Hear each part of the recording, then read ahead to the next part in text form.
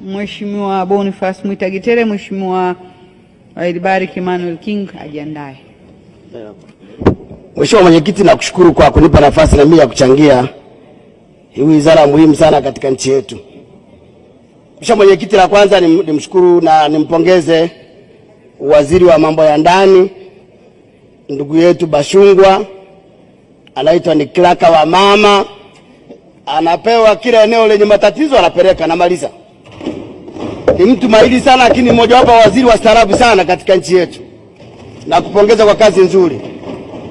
Mpongeze naibu wake Silo, mchapakazi, ametoka kwenye budget, ameshika vizuri wizara na kusaidia.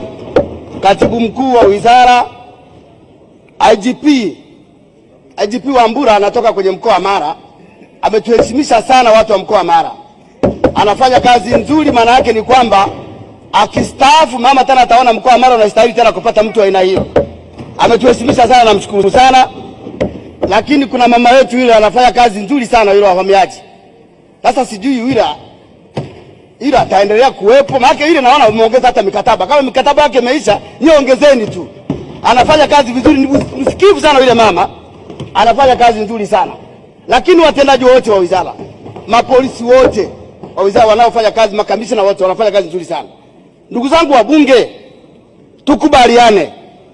Kuna nchi duniani hazina vyombo vya ndani, hazina mapolisi. Zipo nchi duniani.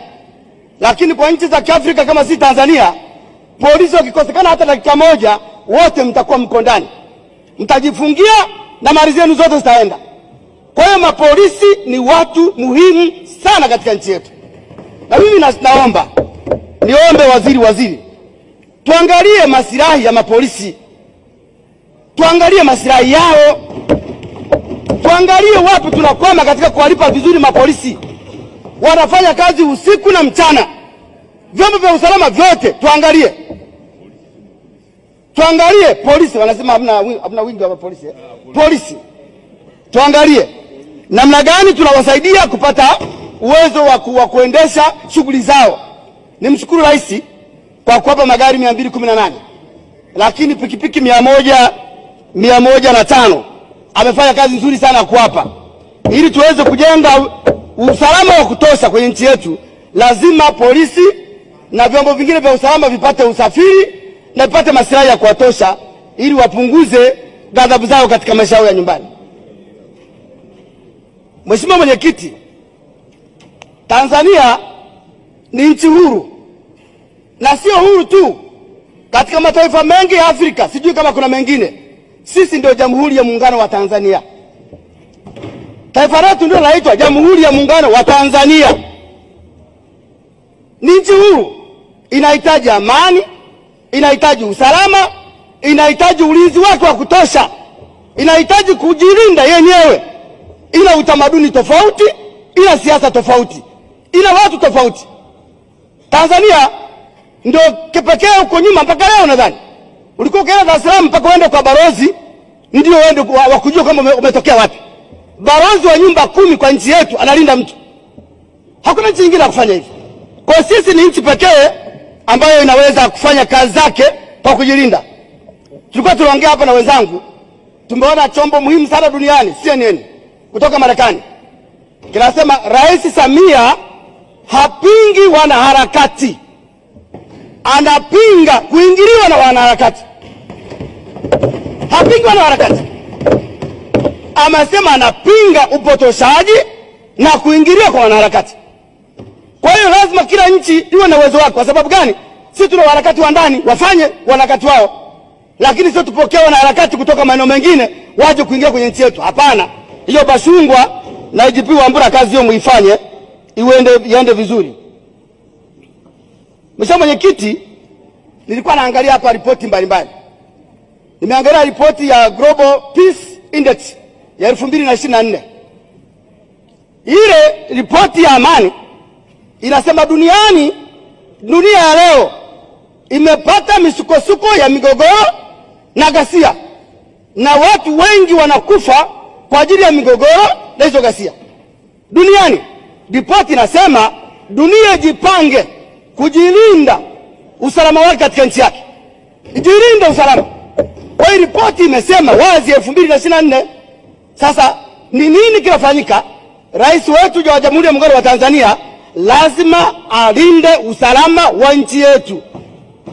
Na pengine wanasikia maneno tu wasema rais mpore, rais mpore. Hakuna rais aliyewahi kutokea kwa mpore, haipo. Ndio maana anaitwa amiri jeshi mkuu. Amiri jeshi mkuu maana yake ni kwamba jeshi halifuati sheria, linafuata amri. Sasa huwezi kuwa amiri jeshi mkuu alafu kama mpore, haiwezekani. Kwa hiyo kwa vyovyote vile rais ni system. Mama Samia ni jina la mtu. Kwa hiyo tunaposema Mama Samia ni rais wa nchi, maana yake anafuata ni amiri jeshi mkuu wa jeshi. Pale ambapo nchi yake inaingiliwa anakuwa tofauti. Na niwaambie wabunge, sio kama mnamtazama mama, siku zote ukimwona mama inaonekana usalama wa nchi unayumba, utamwona machoni. Anabadilika kabisa. Anakuambia ukisikia mama anasema hii hapana, unajua amefika mwisho. Kwa hiyo rais analinda usalama wa nchi yetu. Lakini nimeona ripoti ya nchi, nimeona ripoti ya index ya Global Peace Index imeonyesha kwamba kuna nchi 10 zaidi Afrika zenye amani zaidi. Nchi 10 ametaja. Nchi ya kwanza ametaja Mauritius, imekuja Madagascar, imekuja Botswana, imekuja Ghana, imekuja Zambia, imekuja Namibia, imekuja Tanzania, imekuja Sierra Leone, imekuja Liberia, imekuja Angola. Haya, mama anaposema, rais wetu anaposema nchi yetu ni nchi pekee ya kimbilio la Afrika Mashariki, unakataa nini? Wewe unakataa nini? Ripoti imesema katika nchi zilizotajwa hapa, nchi za Afrika Mashariki ni Tanzania pekee yake, na ni ya 7. Kwa hiyo sisi tulikuwa kwanza tunaenda hivi, tuende mwishoni tutakwenda kuanguka kama tutalinda nchi yetu. Kwa niwaombe kwamba katika nchi yetu lazima tulinde amani yetu. Tumekuwa uhuru wetu tulipata tofauti. Ni moja ya nchi zilipata uhuru wake, uhuru tuliopata ulikuwa ni uhuru wa amani. Hatukutoa damu, tulipata uhuru wa damu. Mimi nimetazama clip nyingi sana. Niwashukuru sana wale viongozi wa Kenya na wananchi wa Kenya waliopinga hatua za wale watu wanataka kuja kutuingilia hapa. Wamepinga sana. Nimeona wananchi wanapinga, nimeona viongozi wanapinga. Tunawashukuru sana. Lakini tunawalani wale wanaoandika rais vibaya, wale wanatukana rais wetu. Tunawalani sana. Lakini Kenya ni nchi yetu. Sisi tuko pamoja, tunapendana, tunafanya biashara, tuishi pamoja. Na niwaombe marais wasiingilie hivyo vitu vya watu wahuni hawa, wanakuja tuvuruga na wenyewe tukaingia kwenye uhuni hapa.